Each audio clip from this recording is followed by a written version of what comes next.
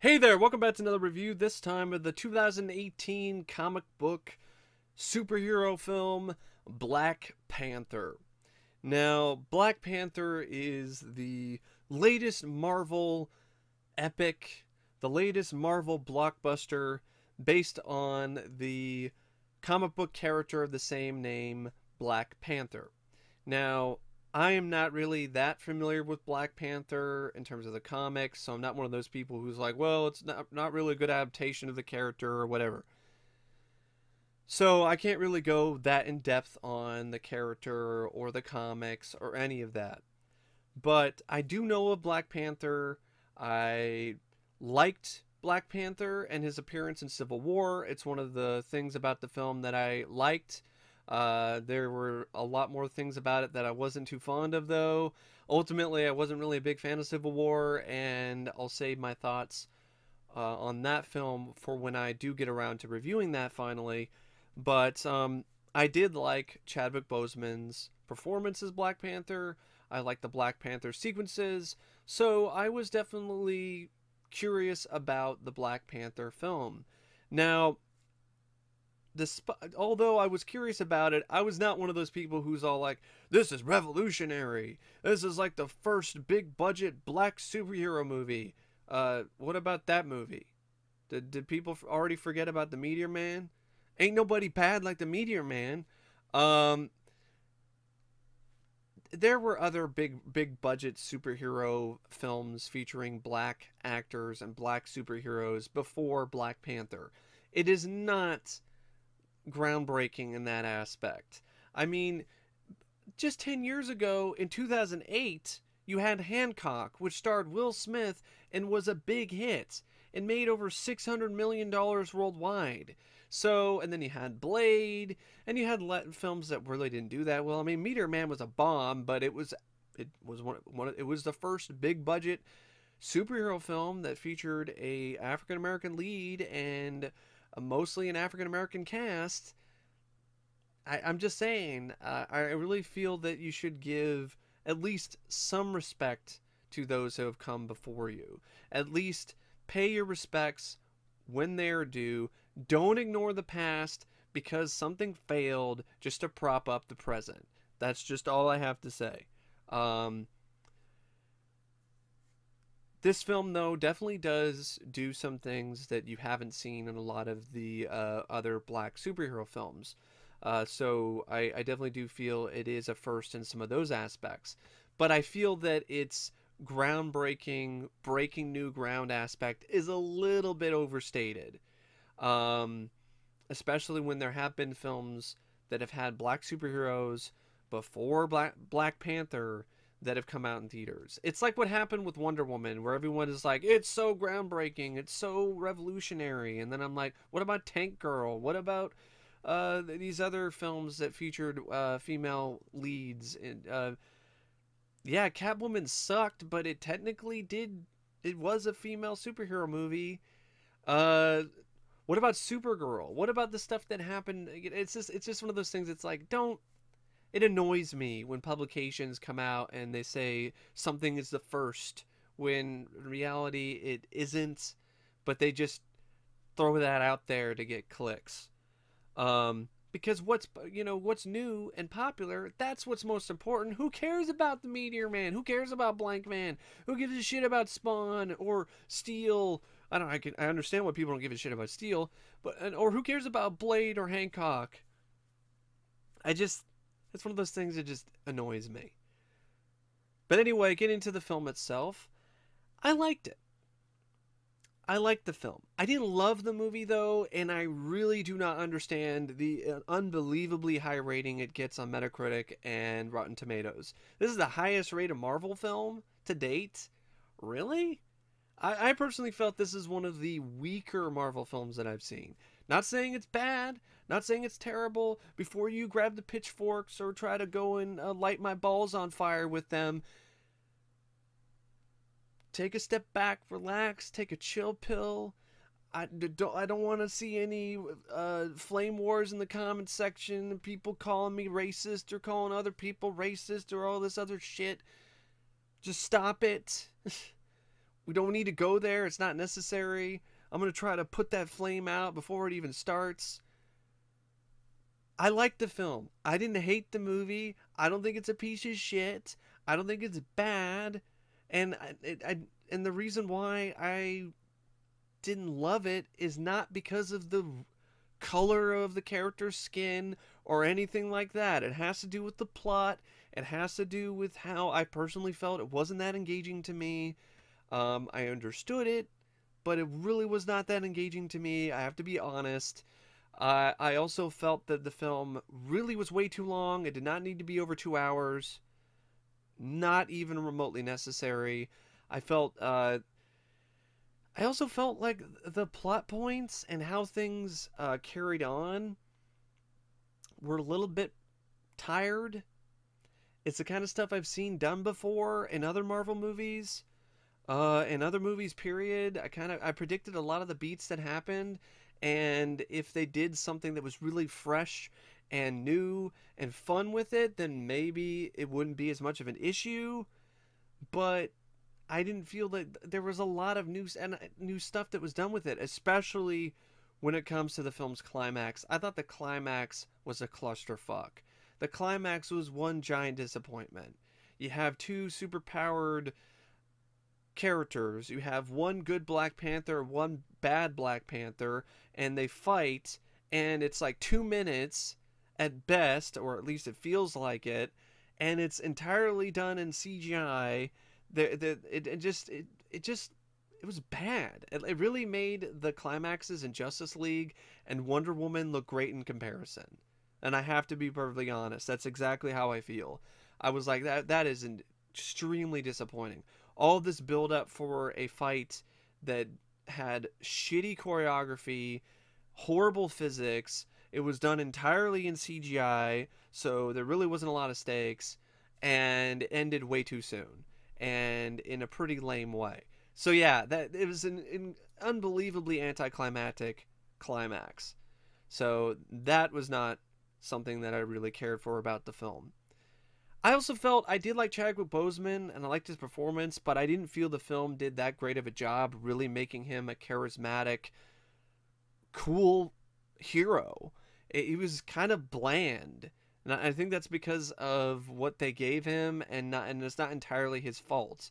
I felt he was handled really well in Civil War and was pretty badass. In this, I gotta be honest, I think that his supporting cast, the girls, the general character that was his right hand woman, I felt that character, Okoye, played by I'm fucking up her name, Danai Gurira. I thought she was great. I thought she kicked more ass than Black Panther did. The same applies to his sister, who absolutely stole the show. I thought this character was a laugh riot, just loaded with personality and charisma, and I can't wait to see more of this character played by Letitia Wright, Shuri. I loved this character. I thought she was great. I thought she kicked more ass than Black Panther as well. And she seemed to be a lot more necessary to the film's plot. She's the one that helps the spy, the character played by Martin Freeman. She's the one that helped Ross find a way to take the weapons out of Wakanda, and because of her technology and everything. So yeah, she's the one that built the tram that carried the vibranium through the mines that ultimately gave Black Panther the upper hand over Killmonger in the climax. She was very, very necessary to the film's plot, and honestly I would probably say is the key cog when it comes to everything that pretty much happens in the film.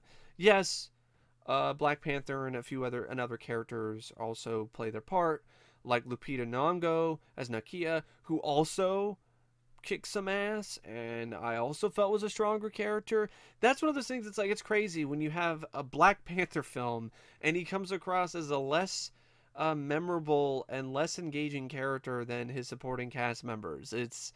I think that's a little bit of an issue. I hope that I really hope they correct that in the sequel, because I know there's going to be one. That being said, I'm glad I saw that extra stuff. That was great to see. Um, I also, the character of Killmonger, he is an interesting enigma for me personally. I still honestly don't think he's that great of a villain. I know he's getting a ton of praise. People are saying like he's fantastic. He's one of the best villains to date in the Marvel universe, in the cinematic universe, but he just didn't really leave that much of an impression on me. I think it's because I thought his plan was foolish and I didn't think it was that well thought out, but also there's a reason for that. I have respect for Michael B. Jordan's performance with this character because I understand what the director and what the writer was trying to get across with this character. Killmonger is a visual representation of disillusioned, stubborn, foolish people. Whether it's black, of any other ethnicity, whether it's African American, Asian, white, it represents that type of person, that person who's foolish, who's immature, who has this belief that their choices are not to blame for what happens to them or for what happens in their life.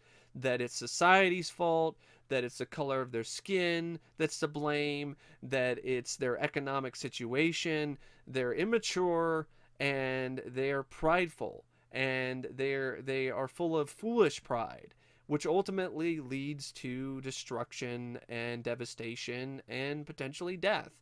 It's a foolish thing, and I feel that the character of Killmonger represents that to a T. This is the guy who you should not admire to be.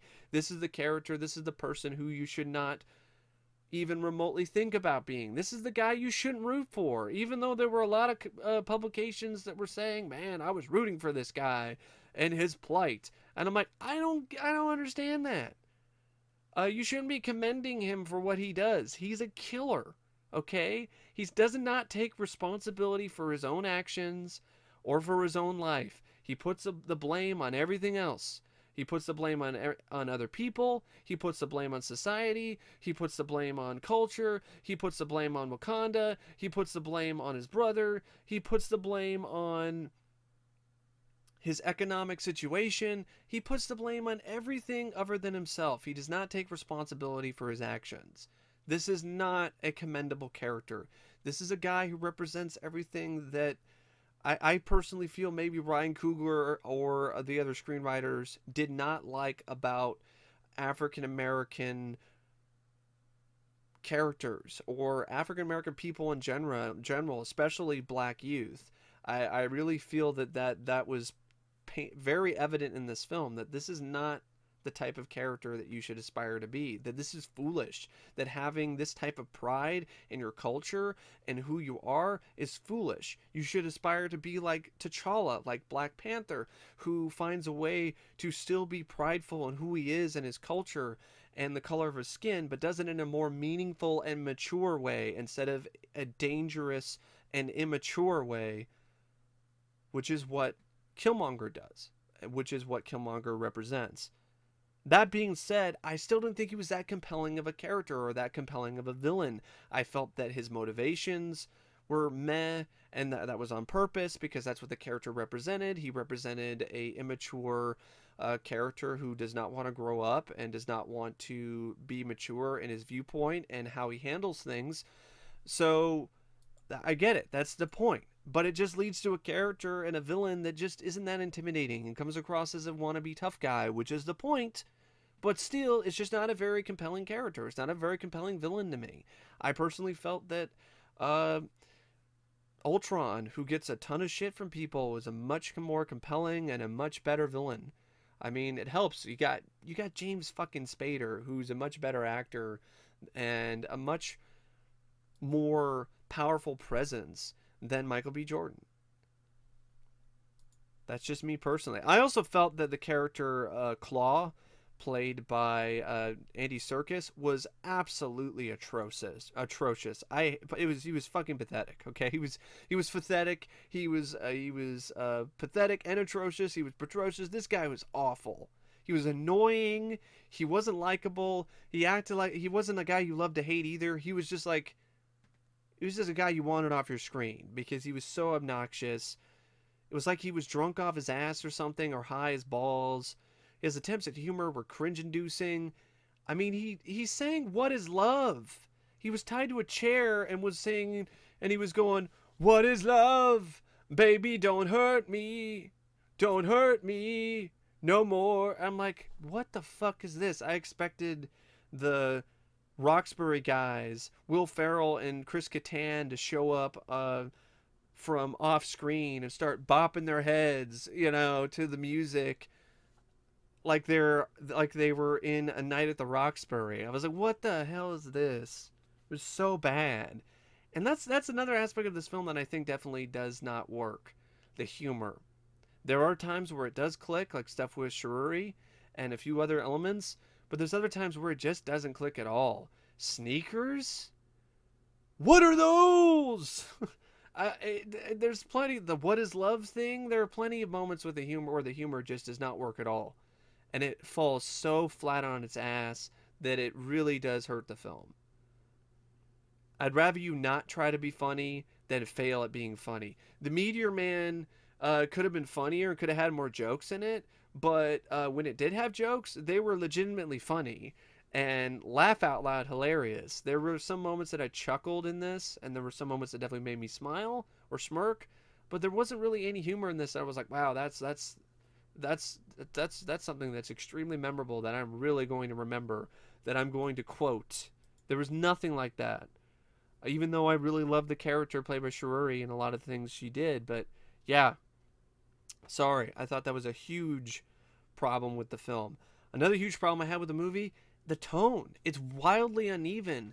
You have this super serious tone that's straight out of a drama, then you have these jokes and silly stuff, and then you go back to super serious stuff. You have dialogue that pertains to stuff like race and race relations and cultural appropriation and slavery. And then you have "what is love? Baby, don't hurt me no more." And "what are those?" It didn't work. It really did not work. Pick one tone and stick with it. I mean, otherwise you just have a very uneven film in terms of the tone. A film that handled that stuff better and that kind of subject, the darker subject material better, but still had some levity, was The Winter Soldier, which I cannot believe that has a lower rating than this movie. Why is The Winter Soldier not in the top 5 of like the most highly rated Marvel films? Why does Homecoming have a 92%? Why does this have a 97%? I don't. It's not that good. I'm sorry. I don't see Black Panther as being that good. It's a good movie. It's a fun movie. It's an entertaining film. It has a lot of things about it that I liked, but it's not a movie that I'm like, wow, like that's the best Marvel film ever. I really think that's a little bit too high praise. Now, speaking of stuff that I also feel is praiseworthy about the film, because I've already talked about the stuff that I wanted to vent about a little bit. Ryan Coogler, I thought, did a spectacular job directing this film. This is easily my favorite film I've seen him direct. I was not a fan of Creed. The more and more I see that movie, the more and more I think it's crud. But his direction in this is great. I thought he did a really good job bringing Wakanda to life and getting the most out of his actors. And the action sequences, I thought they were well shot and well directed, especially the fight scenes during the challenge sequences. I don't blame him for the CGI clusterfuck in the climax, as it's not really his fault. But yeah, I thought his direction was definitely a standout. I don't think he's the next Spielberg, though, like some critics are saying he is. The cast, really strong, really solid. Chadwick Boseman, I liked him in Civil War, like I said. And his performance isn't bad in this. It's just I don't think he's given as much to do as he should have been. And I don't feel that this character is given is not really as up front and center as he should be in his own movie. That's just kind of how I feel about this character. That's just and how he's portrayed in the film.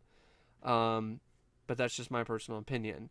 Michael B. Jordan, he did a good job playing the wannabe tough guy, this punk dick who walks around blaming everybody else for his issues and his ills and society and culture and the color of his skin and history and all this other shit, but never really takes responsibility for what he's done.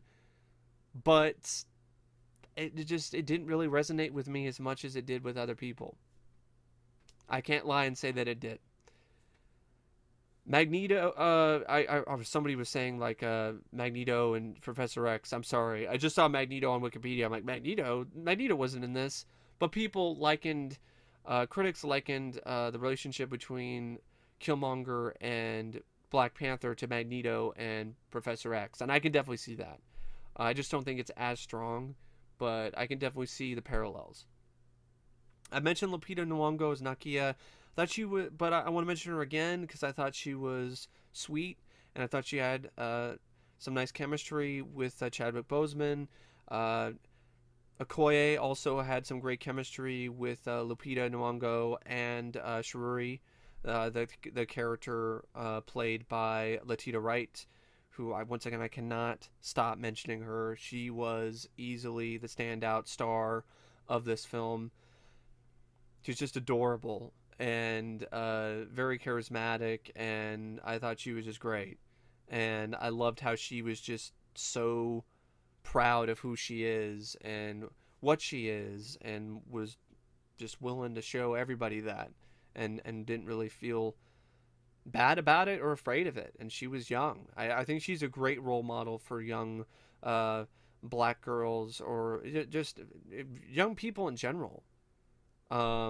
And I also feel that Black Panther really is a great hero for not only black people or African American people or black communities, but for anybody of all races and all colors and of all ethnicities and all genders, because he represents the type of hero that you should aspire to be, the one that sticks up for and stands up for what he believes in and does it in a way that is, like I said, mature, responsible, and the right way. But it took him some time to realize that, to understand that the laws and everything that has been going on with Wakanda for years and years is something that has to be torn down in order for him and in order for Wakanda to truly take the next step, to truly fulfill its destiny, and to really help other people instead of cling on to its old archaic viewpoints and its political views and its resources, and actually share that with other people and live up to everything that the Black Panther represents. And there's other cast members that are fine, like Martin Freeman as Ross. I definitely wanted to mention you also had Daniel Kaluuya, who was in Get Out. He was fun in this. It was nice to see him in this. I don't want to say he's fun in this, but it was nice to see him in this. I don't know if he was right for this role, though. He just came across as a little bit too amicable, and I don't know. It just didn't seem like, I didn't really buy him turning on T'Challa and teaming up with Killmonger. I felt that wasn't as fleshed out as it could have been, and I felt the performance that Daniel delivered didn't necessarily fit this character. But that's just me personally. You had Angela Bassett, who played T'Challa's mother. She was really good. Forrest Whittaker was good too, Azuri. I would say this has some of the best acting I've seen in a Marvel film. That for sure. I mean, there's some really great acting in this film. Like I said, I didn't really care for Andy Serkis, but I did like the fact that they found a way to incorporate the character of Claw, but do it in a way that isn't as silly as he looks in the comics. I thought that was a nice change. And I definitely also wanted to mention this other character. I'm trying to remember like who this guy is. Like I thought he was great. I thought he was really cool. Um, they're not listening. Why are they not listening to this guy? Oh, there, here he is. M'Baku, played by Winston Duke. I really like this guy. I thought he was another character that stole the show for me, and I got some of the biggest laughs from his lines of dialogue. Um, when it comes to other aspects of the film that I feel are worth mentioning, I definitely think there are some really standout action sequences. The fight sequence in the bar or the club, the car chase that happens afterwards, I thought was easily the best action sequence in the film that goes on in South Korea. The like I said, the hand-to-hand combat scenes during the challenges where certain people are challenging for the throne and the mantle of the Black Panther. I thought those were really well done. I thought the choreography was great, and I really liked how brutal they were and how you actually got to see some blood, which is you don't see that very often in a Marvel movie. So it's nice to see that little edge in those fight scenes. Um, and there were some bits during the climactic battle between the tribes and things like that that I thought were also fun. But that one, that bit of action, I didn't really like as much as the stuff that was in more of a grounded situation when it was out of Wakanda. I gotta admit, there were times where I was a little bit tired of. I got a little bit tired of Wakanda. I mean, Wakanda's a beautiful city and it looks great and it's awesome, and the CGI is some of the best that I've seen in a Marvel film when it comes to the look of a entire city or its surroundings or things that are within it. But it got a little bit old after a while, and it would have been nice to see more of the action taking place out of Wakanda. Um, but that's just me personally.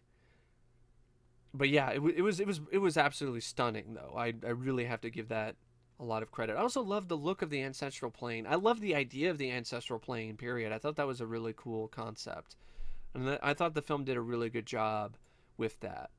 Um, the script by Ryan Coogler and Joe Robert Cole, it's solid. Like I said, I would have liked to have seen maybe a little bit more of an engaging plot. It didn't really seem like the stakes were that high, and it just, I don't know.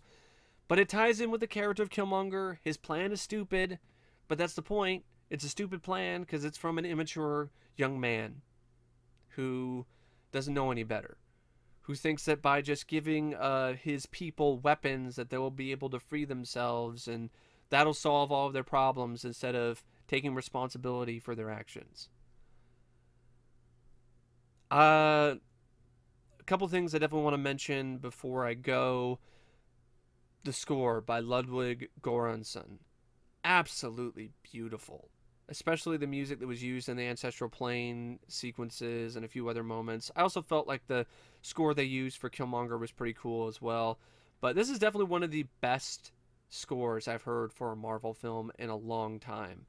There were some pieces in this that I thought were totally evocative of scores like James Horner's score for Glory that was used in a lot of film trailers, including Carlito's Way, and even a little bit of Wojciech Kilar's score for Bram Stoker's Dracula. And when you remind me of that score, you have done a brilliant job. You have done a commendable job, and you have done something special. So, yeah, that is definitely an aspect of Black Panther that I absolutely loved. I loved this score. I thought it was a real standout for sure. It's got some really nice cinematography as well by Rachel Morrison. The editing by Michael P. Schauer and Claudio Costello, it's there. Cinematography, though, at times, I don't know if there's a direction or the cinematography that's to blame, but shots that are not at night look pretty muddy and dark, especially one of the first action sequences with Black Panther. I thought that looked really dark, and it was hard to see what was going on, and it was kind of cheap looking, but all of that improves as the film goes along. Like I said, I felt the 134-minute running time was a bit too long. There were times where it did get dull and it got a bit boring. The dramatic scenes are well acted, but it got a little bit dull, I have to be honest.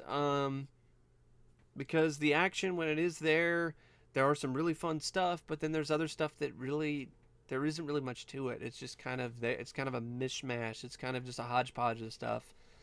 And then you have the climax, which sucks. I really do feel the climactic battle between Killmonger and Black Panther is easily one of the worst final battles I've seen in a Marvel film. Hands down, without a doubt. Which is disappointing. You have two superpowered characters, and you don't do much with it. And I also felt like Black Panther's superpowers, like they weren't really that well established, and he didn't really show them that well. And I think that's because they relied too much on CGI instead of having somebody in a suit doing stunts or doing wire work. I think that's a big reason why. Film cost $200 million. Definitely used the budget well, for sure. 100%. The after credits sequences, there's one that was just full of like some cringe-inducing political speech that was clearly a dig at the president. I don't support the guy, but we really don't need that. That's not necessary in this movie. And why are we having that in the mid-credit scene? Like, of all things to have in a mid-credit scene, a like a UN conference. But I understand why it's there, because of Wakanda saying, we are opening ourselves up to you and our technology. I get it. All right. But it just seemed kind of awkward in a mid-credit scene. The after-credit scene, Bucky. Bucky shows up. He's of sound mind now, and they're going to get him prepared for Infinity War. So, yeah, I mean, they were there. They were okay, I guess. Stan Lee's cameo wasn't much. I'm honestly getting tired of Stan Lee. I'm totally fine if they stop having cameos in the films now, because it's just distracting now. It's just like, let's stop the movie and show that Stan Lee is in the film. It's just like, I don't really think it's necessary to do that. I really don't. That's run its course for me. But that's just me personally. Other than that, I really don't know what else to say about Black Panther. I could go more in depth and spoil stuff, but I don't want to do that for people, and I've already probably spoiled some stuff for people anyway. Forgive me. But yeah, like I said, I like the film, but to be honest, I like the Meteor Man more. I think it has more. I like the charm of the Meteor Man. I think it's actually a pretty underrated gem in its own right. I like Blank Man more. I think that's a hilarious movie. I think it's a lot of fun. I also like Blade more, Blade 2, and I definitely liked Hancock more than Black Panther. Black Panther, like I personally just felt it was an above average movie. It was a little bit disappointing considering the hype that surrounded it. I don't feel it lived up to it. I'm going to say this, don't believe the hype. If you are leery of this film, if you were like, meh, on the trailers, if it's a film that you weren't that curious about, I would recommend seeing this with a movie pass, with a free ticket, or having a friend buy a ticket for you. Because it's not a film I would really recommend you paying full price for. But if you're really curious about the film, if you love the trailer, if you love the character of Black Panther, then go out and see this. I definitely think you will definitely enjoy it, and I definitely think you'll find a lot of things about it entertaining. But like I said, if you're on the fence, I really can't say it's a film that you should run out and go see. I really can't say that. I would say wait till it comes out on Netflix or streaming or on Blu-ray. That's just my opinion. At the end of the day, it's your call. But yeah, speaking of opinions, this is all my opinion on Black Panther. This is all I really have to say about the film. It's kind of an old school review where it's kind of a little bit all over the place, a little bit jumbled, a little bit of some thoughts here, a little bit of some thoughts there, but I have spoken my mind. I've said my piece. I've said all I want to say about the film. Once again, I want to reiterate, I don't hate the movie. I don't think it's bad. I don't think it's a shitty film. It's not a movie that I'm like, I don't like it because of white guilt. No. I thought it was a bit too slow-paced. I felt it could have more action. I felt the villain, even though I understand his motivations and I understand why he does what he does, I still didn't think it was that compelling, and I didn't really feel the plot was that engaging to me. But those are those are really the pretty big reasons. Also, Black Panther himself, I didn't think he was emphasized as much as he should have been in the film. Those are the big reasons why I wasn't in love with the film. But just because I wasn't in love with the movie didn't mean I like it. It didn't mean that I didn't like it. This is a film that's definitely on my top list so far for 2018. Okay, it was pretty much what I expected it to be. I thought it was going to be an above average, entertaining movie, and that's what I got. So I'm not upset at Black Panther. I'm not that disappointed in the film, and yeah, I got nothing else to say. Thanks for watching my review, and as always, I will see you guys later. See ya.